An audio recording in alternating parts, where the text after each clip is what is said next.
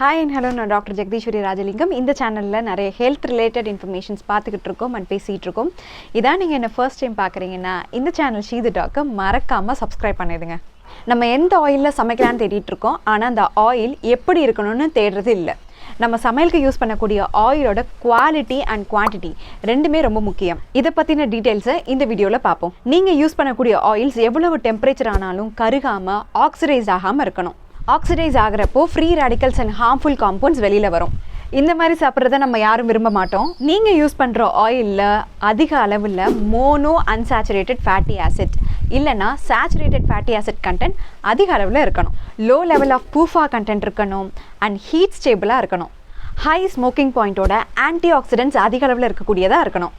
ஒரு நாளுக்கு நம்ம எடுத்துக்கக்கூடிய ஆயிலோட அளவு 5 டீஸ்பூனுக்கு மேலே போகாமல் இருக்கணும். அதாவது ஒரு மாதத்துக்கு 500 mlக்கு மேலே போகக்கூடாது.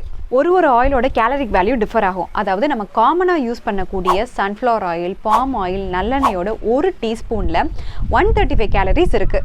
ஒரு டீஸ்பூன் கோகோனட் ஆயிலுக்கு 134 கேலரிஸ் இருக்குது. இதோட குவான்டிட்டி எவ்வளோ முக்கியமோ அதே அளவுக்கு ஆயிலோட குவாலிட்டி ரொம்ப முக்கியம். Cold pressed oil, coconut oil, நெய், கடலெண்ணெய் ஒரு நல்ல ஆப்ஷனாக இருக்கும். Sunflower, rice bran, corn and palm ஆயிலை இன் மாடரேஷனில் யூஸ் பண்ணிக்கலாம்.